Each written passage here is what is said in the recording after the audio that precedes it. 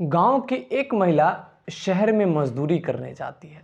दिन में मजदूरी करती है, जब शाम होती है तो वहाँ पर उसका वो पहला दिन था। उसको कहाँ पर रुकना था, उसके लिए उसके पास कोई जगह नहीं था। तो फिर वहाँ का जो ठेकेदार होता है वो देखता है कि जो महिला दिन में काम की थी अब भी उसी साइट पर बैठी हुई है। महिला से ये वो कहता है कि आप अपने जगह पर चले जाओ। तो महिला कहती है कि मेरे पास कोई ठिकाना ही नहीं है कि मैं रात कहाँ बिताऊं। चूँकि सर्दी का महीना था तो वो ठेकेदार उसको अपने किराए के मकान पर लेकर चला जाता है। किराए के मकान पर ले जाता है, खाना बनाता है, खुद भी खाता है, उस महिला को भी खिलाता है और महिला को एक कमरा दे देता है। कहता है कि तुम इसी कमरे में रुकना। और रात में उस ठेकेदार को एक पार्टी में जानी थी तो वो पार्टी में चला जाता है। पार्टी में थोड़ा सा वो शराब वराब पी लेता है, उससे थोड़ी सी नशा चढ़ जाती है और जब वो वापस अपने कमरे पर आता है तब तक वो महिला सो चुकी होती है।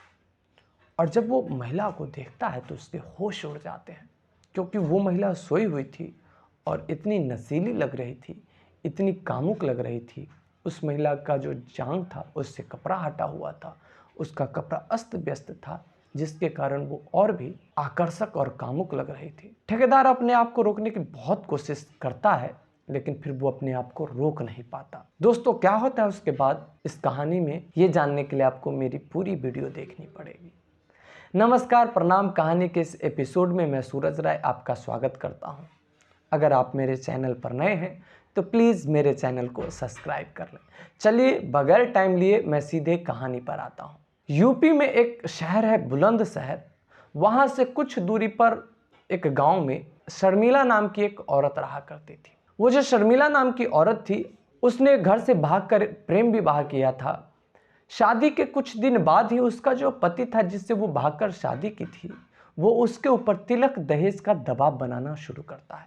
चूंकि ये घर से भागकर शादी की थी तो जिसके कारण उसको अपने घर वाले से बात होती नहीं थी। वैसे भी जो भागकर शादी करते हैं तो उसको कहाँ लोग अच्छा मानते हैं। पति दबाव बनाता था कि तुम किसी भी तरीके से बात करो और मुझे तिलक दहेज दिलवाओ। अब वो शर्मिला अपने घर वालों से बात करे तो किस मुंह से बात करे, उसको हिम्मत न थी।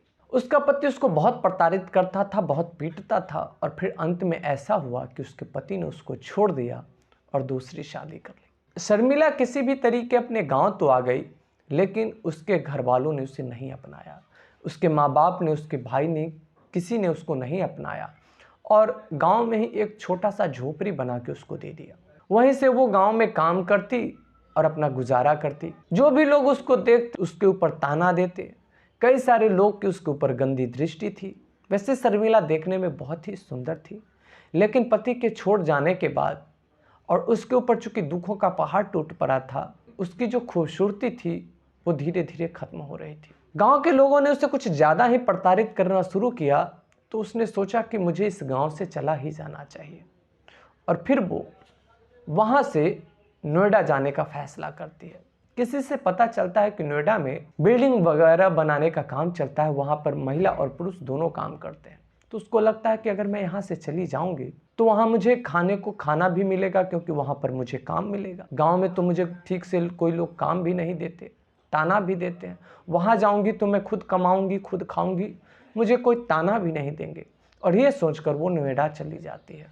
नोएडा जाती है और वहाँ पर एक काम के साइट पर पहुँचती है। लोग से कहती है कि मुझे काम दो। वहाँ पर जो मजदूर होता है कहता है कि हम लोग काम नहीं दे सकते, वो ठेकेदार साहब हैं, ठेकेदार से जाके बात करो, हो सकता है तो वो तुमको काम दे। वो ठेकेदार के पास जाती है और कहती है कि साहब, मैं बहुत दूर से आई हूँ, मेरा आगे पीछे कोई नहीं है, मैं भूखी हूँ, आप इतने लोगों को काम देते हैं, मुझे भी काम पर रख लीजिए। ठेकेदार जो था बहुत ही अच्छे हृदय का आदमी था, अच्छे विचार का आदमी था।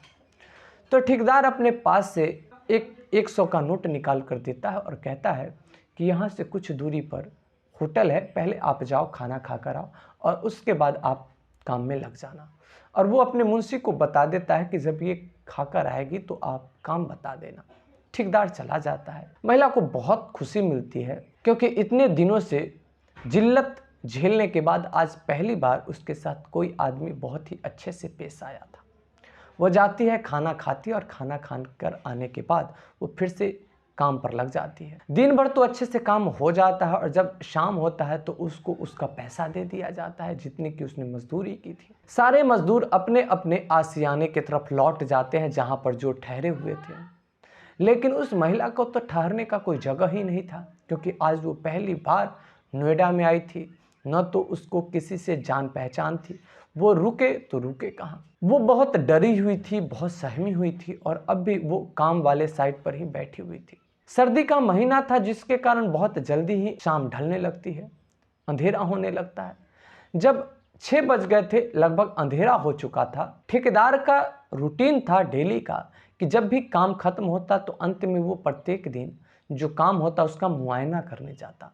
आज भी वो जब मुआयना करने गया तो वो उस महिला को वहां पर देखा। जब उस महिला को वहां पर देखा तो उसने पूछा कि क्यों तुम नहीं गए, सारे लोग चले गए, यहाँ पर हो, यहाँ पर बिल्डिंग का काम होता है और सर्दी का दिन है, तुमको सर्दी लग सकती है, यहाँ मत रुको, कहीं ना कहीं अलग जाके रुको। तो महिला कहती है कि साहब मैं शहर में नहीं हूँ, मैं न तो किसी को जानती हूँ न पहचानती हूँ, मैं कहाँ जाऊँ, मुझे कुछ समझ नहीं आ रहा। ठेकेदार पहले तो सोचता है कि मैं इसको किसी मजदूर के साथ लगा देता हूँ, जो रुके हुए हैं उनके पास भेज देता हूँ। फिर इसको लगता है कि एक महिला है, कहीं कोई मजदूर इसके साथ गलत कर दे तो ये तो रिस्की काम है। फिर वो कुछ देर सोच विचार करके उस महिला से कहता है कि अगर तुम बुरा न मानो तो ऐसा करो कि मैं यहाँ से कुछ दूरी पर किराए के मकान में रहता हूँ, उसमें 2 कमरा है, तुम रुकना चाहो तो चलो मेरे कमरे में रुक जाना, एक कमरे में मैं रहता हूँ, दूसरा कमरा खाली रहता है, लेकिन तुम 1-2 दिन में अपना रुकने का कहीं और इंतजाम कर लेना। महिला चूंकि उस ठेकेदार का स्वभाव दिन में ही देख चुकी थी, उसे उस ठेकेदार का स्वभाव अच्छा लगा था, उसको उस ठेकेदार पर भरोसा था, तो वो बोलती है ठीक है साहब, और वो ठेकेदार के साथ उसके कमरे पर चली जाती है। ठेकेदार उसको वो कमरा दिखाता है जिस कमरा में महिला को रुकना था, बताता है कि तुम्हें सिर्फ इस कमरे से मतलब है, उस कमरे में मैं रहता हूँ, तुम्हें उस कमरे में नहीं जाना है। महिला के लिए बिस्तर लगा देता है, ओढ़ने के लिए कंबल दे देता है, खाना बनाता है अपने लिए और महिला के लिए भी, खुद भी खाता है, महिला को भी खिलाता है और महिला को वॉशरूम बाथरूम वगैरह दिखाता है कि अगर तुम्हें नहाना हो तो इसमें नहा लेना, वॉशरूम जाना हो तो इसमें चले जाना। और चूंकि ठेकेदार को किसी पार्टी में जाना था तो उस महिला से कह देता है कि देखो तुम सो जाना, नींद आए तो मैं जा रहा हूँ पार्टी में, मैं रात में किसी भी समय आ सकता हूँ, तो तुम अपने कमरे में सो जाना। वो एक कमरा को छोड़कर बाकी सारे कमरों में ताला लॉक कर देता है और ठेकेदार वहाँ से पार्टी में चला जाता है। पार्टी में जाता है, पार्टी में जब जाता है तो वहाँ पर शराब वगैरह का भी इंतजाम था, सारे लोग पी रहे थे, स्वाभाविक सी बात है कि वो ठेकेदार भी पी लेता है। रात्रि के लगभग 1 बजे के आसपास वो ठेकेदार अपने कमरे पर वापस आता है। जब वो वापस आता है वो महिला पूरी तरीके से नींद में थी, सो चुकी थी। जब वो उस महिला को देखता है सोते हुए तो महिला अलग ही तरीके की चमक रही थी, क्योंकि महिला नहाकर सोई थी, बहुत ही खूबसूरत लग रही थी। ठेकेदार को तो ये अंदाजा ही नहीं था कि ये महिला इतनी सुंदर भी हो। उसका जो नियत था अंदर से डोल रहा था, ऊपर से उसको नशा चढ़ा हुआ था। महिला का जो कपड़ा था अस्त व्यस्त था, एक तरीके से वो अर्धनग्न थी, उसका जो कपड़ा था जांघ तक आ चुका था, पूरे जांघ उसके दिखाई देते थे। ये जो ठेकेदार था अपने आप को संभालने की बहुत कोशिश कर रहा था, लेकिन वो अपने आप को रोक नहीं पाता।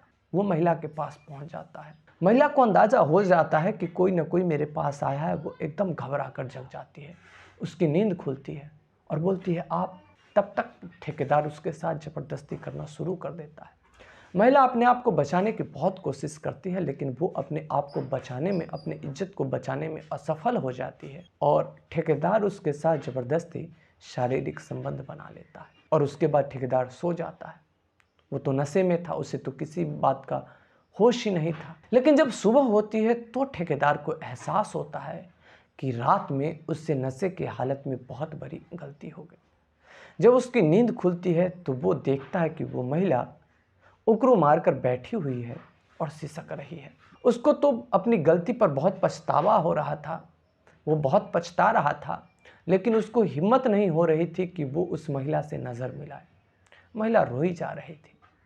बहुत हिम्मत करके वो महिला के पास जाता है और महिला से कहता है कि मुझे माफ़ कर दो, मैं नशे में था, मैंने वो सब तुम्हारे साथ कर दिया जो मुझे नहीं करना चाहिए था। शर्मिला रोते हुए उस ठेकेदार से अपनी पूरी बात बताती है। वो अपना सारा दुख बताती है कि कैसे उसने प्रेम विवाह किया, कैसे उसके पति ने छोड़ दिया, गांव वाले ने कैसे उसको ताना दिया, उसको वेश्या तक कहा। सारे लोग गांव में उसके शरीर के पीछे, उसके जिस्म के पीछे पड़े रहते थे। कैसे वो उन सभी से बचती रही और आज कैसे ठेकेदार ने उसके साथ वो सब कर दिया।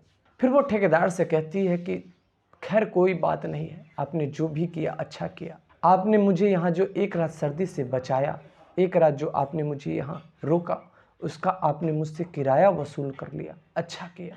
अब आपका मेरे ऊपर कोई कर्ज बाकी नहीं रहा। ये बात जब ठेकेदार सुना तो वो अंदर से गलानी से भर गए। ठेकेदार बोला कि मैं होश में नहीं था। सच में कहता हूँ कि अगर मैं होश में रहता तो मुझसे ऐसी गलती कभी नहीं होती। आज तक इससे पहले मुझसे ऐसी गलती नहीं हुई। माफ़ कर दो, आज के बाद मुझसे ऐसी गलती कभी नहीं होगी। तुम चाहो जितना पैसा तुम लेना चाहो, मैं तुम्हें पैसा देने को तैयार हूँ, लेकिन प्लीज़ मुझे माफ़ कर दो। तब वो महिला कहती है कि आप डरो मत, मैं इस बात की शिकायत किसी से नहीं करूँगी, नहीं मैं पुलिस में जाऊँगी, ना मैं किसी को बताऊँगी, और इसमें पैसे की क्या ज़रूरत। शर्मिला बोली कि अब मैं यहाँ से जा रही हूँ।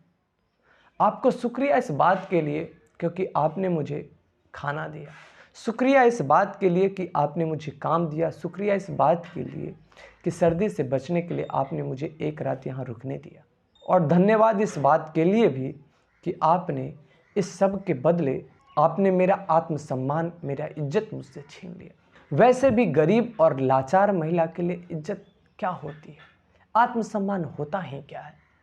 अच्छा कि आपने जो भी किया, कोई बात नहीं। महिला जब ये बात बोल रही थी तो उसकी आवाज़ में एक अलग सी कसक थी, अलग सा दर्द था। फिर वो कहती है कि जिसका पति छोड़ चुका हो, जिसके घर वाले छोड़ चुके हो, जिसको सारे लोग गंदी नज़र से देख रहा हो, जो अबला हो और जो अकेली हो, तो कोई भी उसके साथ यही करेगा। आपने ऐसा करके कोई गलत नहीं किया। आप अपने आप को गलत मत मानो, इसमें तो मेरी गलती है, मेरी बदनसीबी है। ठेकेदार ये सब बात सुनकर शर्म से इतना पानी पानी हो गया कि वो कुछ बोल नहीं पा रहा था।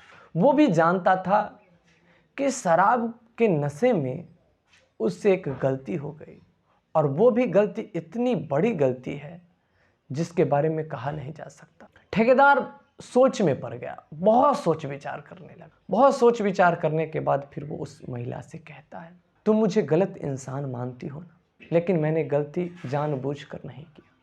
अगर तुम मुझे गलत मानती ही हो तो मुझे सही होने का एक मौका दो। क्या तुम मुझसे शादी कर सकती हो? और ऐसा नहीं है कि मैं तुम्हारे साथ कोई गलत व्यवहार करूँगा। जैसी पत्नी होती है तुम वैसी मेरी पत्नी बनकर रहोगी। तुम मुझे गलती सुधारने का एक मौका दे दो। शर्मिला ने तो ये सोचा ही नहीं था कि ये आदमी इतना उदारवादी होगा। शर्मिला को लगता था कि पूरे दुनिया के दरवाजे उसके लिए बंद हो चुके हैं। उसको लगता था कि इस दुनिया में उसके लिए सिर्फ ठोकर ही बाकी है, इस दुनिया में उसके लिए सिर्फ दुख ही बाकी है। उसे लगता था कि उसने अपने नसीब में सिर्फ दुख ही लिखवा कर लाई है। लेकिन उस ठेकेदार की बात सुनकर उसको अजीब सी खुशी महसूस हुई, और वो ठेकेदार की बातों में हामी भर देती है, और उसके बाद वो ठेकेदार उससे शादी कर लेता है, और वो दोनों बहुत खुशी खुशी से पति पत्नी का जीवन बिताते हैं। दोस्तों, कैसी लगी आपको ये कहानी, आप हमें कमेंट करके ज़रूर बताइएगा। आपने मेरी वीडियो को अंत तक देखा, इसके लिए आपका शुक्रिया।